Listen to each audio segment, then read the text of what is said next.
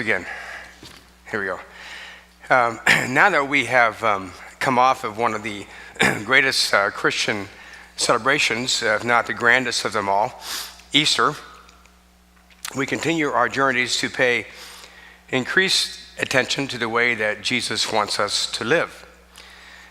The brother of Jesus, James, carried the message of his brother to the streets of Jerusalem at great peril and ultimately at great cost to his own life.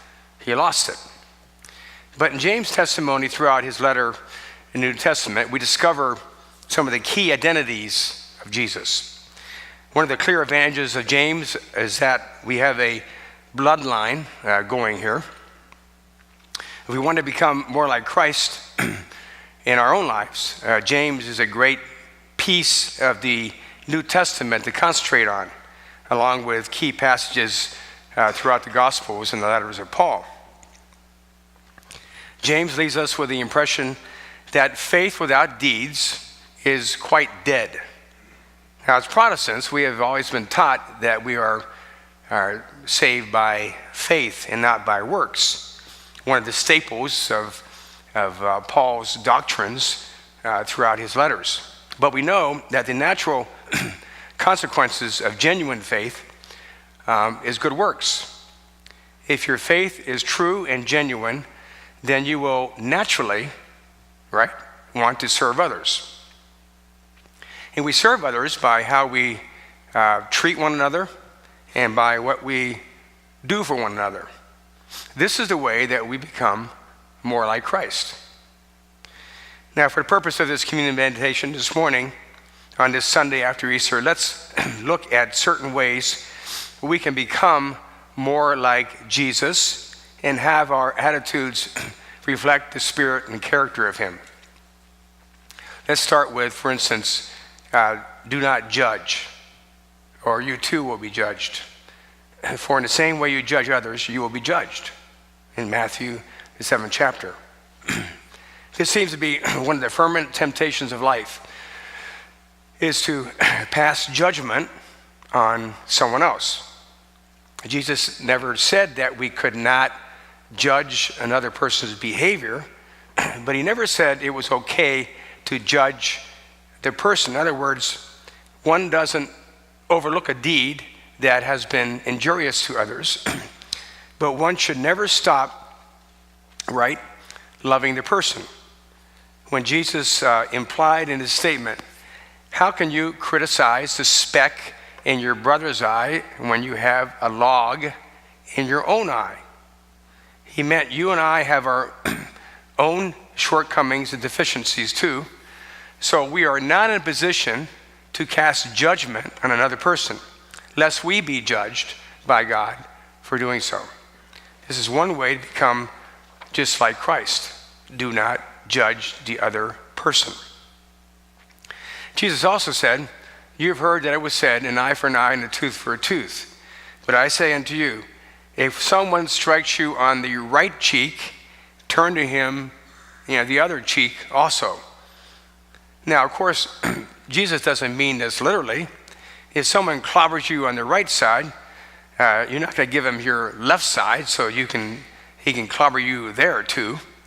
What he meant is that we refrain from retaliating, however subtle it may be. The culture in which Jesus grew up emphasized the need to strike back at those who offended you. We see this similar eye for an eye and a tooth for a tooth attitude across the world, don't we? In the cycles of vengeance and violence in cultures and countries. And we see it too, however subtly, in personal relationships. But Jesus insisted on quite the opposite. If we want to become more like Jesus, we pursue peace and reconciliation in our relationships, not estrangement and separation. In some cases, this requires you to do the opposite of what you really want to do. I had a ministerial mentor who said to me years ago, when you get mad at someone, do exactly the opposite of what you really want to do. And that would normally involve reaching out in peace and understanding, the opposite of the desire to strike back and get even. This is another way to become just like Christ. Seek peace, not enmity, in your relationships. Another way to become more like Jesus, we have a tendency, all of us, to stay within our comfort zones. We feel comfortable with close friends and family and others at work and in other places. But Jesus is saying that this familiar routine doesn't really require any special effort on our part. What requires special effort, though, is enlarging our circles, as Jesus did when he reached out to the unwanted and the ostracized. If we want to be more like Jesus, then we need to broaden our acquaintances with people who might not come from similar backgrounds and who might have different vantage points than we do. We seek out people outside our circles, and we are never content to stay within the lines that we have drawn for ourselves. And from the book of James, he says, "You are guilty of creating distinctions among yourselves." Jesus said, "If you love those who love you, what reward will you get? Are not even the tax collectors doing that? And if you greet only your brothers and sisters, what more are you doing than others? Don't even the pagans do that?" This is another way to become just like Christ. Cross territorial lines and bring others into your circle. Another way to be just like Christ is to practice, we've heard this before many times from any pulpit, is to practice forgiveness. Jesus said on the cross in Luke, "Father, forgive them, for they know not what they do." He also said in Mark, "When you stand praying, if you hold anything against anyone, forgive him or her, so that your Father in heaven may forgive your sins." Paul wrote in 2 Corinthians about the person who has offended you. The best thing now is to give him or her your forgiveness and encouragement. Forgiveness is one of the most cleansing things for the person forgiven and for the person who is doing the forgiving. And finally, Jesus also said, "He who exalts himself is humbled. He who humbles himself is exalted." It seems to be a universal feeling that we are not drawn to the arrogant and the proud, but we are drawn more to the humble and the unassuming. Consider Jesus, for instance.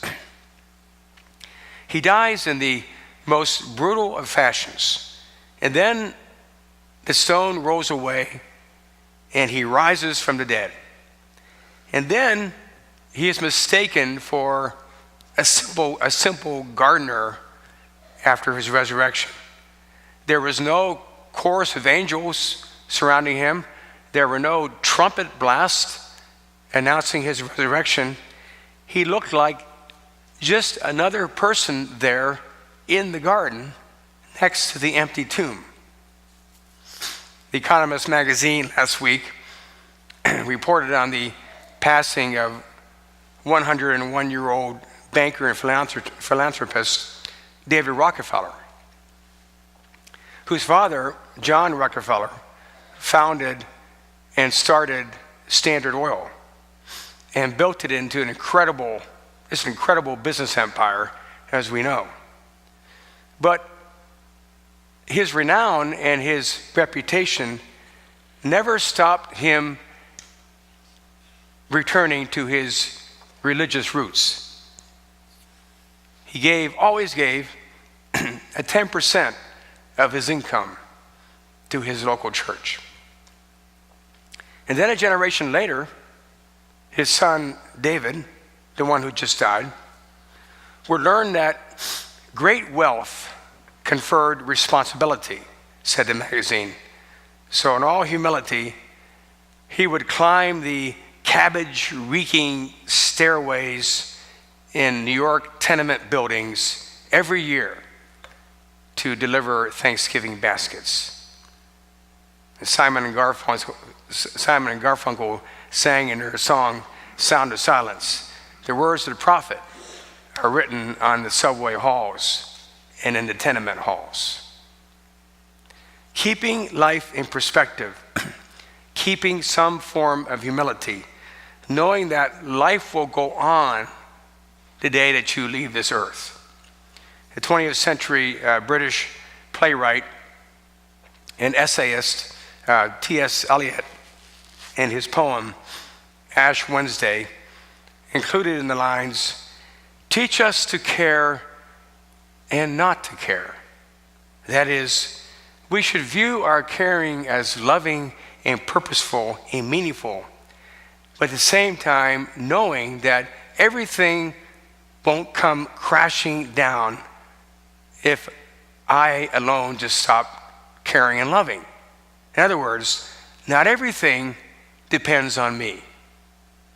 As the psalmist wrote in Psalm 39, "Behold, you have made my days as handbreadths."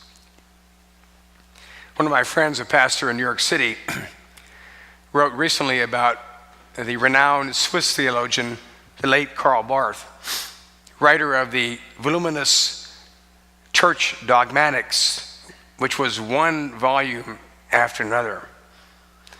And Mr. Barth was said to have had a dream that he died and he went to heaven. And he was pushing his life's writings piled in a wheelbarrow through heaven's gates. And the angels greeting him at the gate couldn't contain their laughter, as if to say, "What are you doing bringing all that stuff up here?" Barth then writes, "In heaven, we know all that is necessary. I shall be able to dump even the church dogmatics on some heavenly floor as a pile of waste paper." Barth didn't know what he had done was important. But in the end, as my friend Michael Linval wrote, it was nothing set next to the eternal truth and the unspeakable love of God. It's called humility. Do you want to be like Christ? There are no complex formulas, my friends. If you follow the 5 I mentioned, you will be well on your way to becoming more like Christ. Do not judge. Never try to even the score. Seek peace and reconciliation instead. Love outside your circle. Never be content with your friends as your friends and your family. Forgive others as you have been forgiven by God, and stay humble and therefore connected to God. Amen.